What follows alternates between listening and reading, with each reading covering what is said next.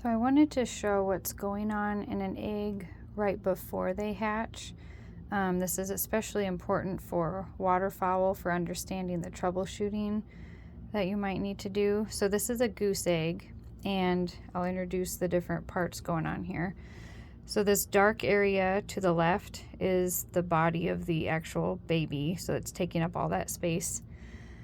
This open space that you see with the shadowing going on, that's an air pocket. So that's what you would have monitored for percent decrease, 16% decrease in total weight.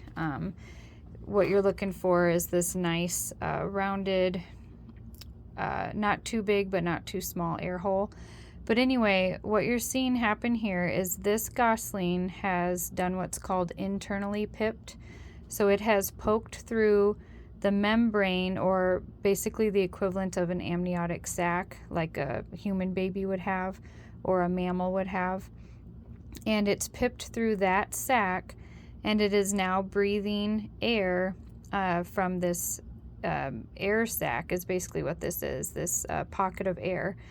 And eggs are actually porous. A lot of people don't know that. Eggs actually breathe. The shells can take in from outside air and they can excrete air. And that's how this air pocket actually forms. And it is actually oxygen in here. It's regular air. And people don't really understand that. And that's why a lot of waterfowl especially can die at this stage because they suffocate. They never make the external pip, which is what you see this baby trying to do. So you can see its beak every once in a while trying to poke, and it's poking at the same spot. I had a video earlier that showed it much better, but I can feel it tapping while I'm holding the flashlight here. But it is breathing and tapping and pushing and trying to externally pip.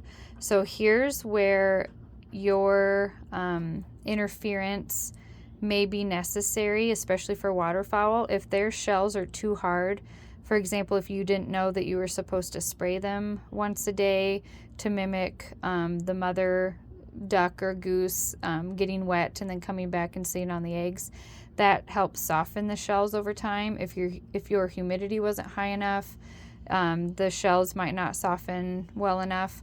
But anyway, you can still remedy the situation. So if most of your other eggs have externally pipped and you're observing via candling, now notice the X is still facing up, so I'm not malpositioning him or getting him confused as to which way is up. When I carry him over to the closet for candling, I make sure that he is facing up, or what he feels is up the whole time. But if it's been, a couple hours, they only have limited air supply in here. If it's been a few hours and he still hasn't externally pipped, you may want to take action and just take like a screw or a small nail and just very carefully, where they are poking their beak, make a hole for them. And that's all you have to do. And then put them right back in the incubator and let them do the rest. And I know people say, oh, they'll get shrink wrapped or whatever. I haven't had hardly any of them get shrink wrapped when I only did this one intervention. They get shrink wrapped when I start to intervene in other ways, like if they're malpositioned and it's a wing that's coming out first or something like that. But just for this one intervention of giving them an air hole, you can save their life and let them do the rest. They'll usually be okay. So another troubleshooting item that you will monitor next is, so you'll have to watch my other video about when they externally pip, why they are yawning, why they're making those motions with their mouth, like they're gasping for air. And then I also explain what's happening with the blood supply and the yolk. So you'll have to watch that video as well. But I go into detail about the next part of troubleshooting. People want to intervene when they've externally pipped or made that hole for them, but nothing's happening. Well, that's okay. They're going to sit like that for 24 to 48 hours where they're just breathing oxygen, and they're bringing that blood supply that's all around in the membrane part, they're bringing it into their body, and they're bringing the yolk, which is their nutrition, into their body through a literal umbilical cord. So it's about 9:45 here.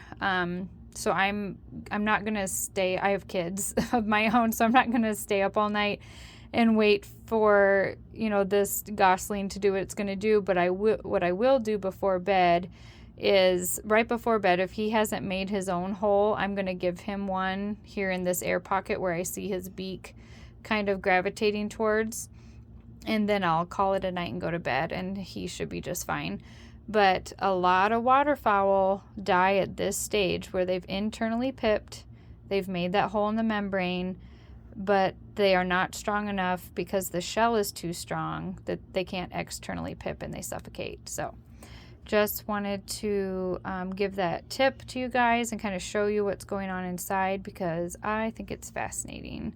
I completely nerd out on this, and look, he's giving you a dance right before it's time to sign off. So I'm going to go make that hole for him and put him back in.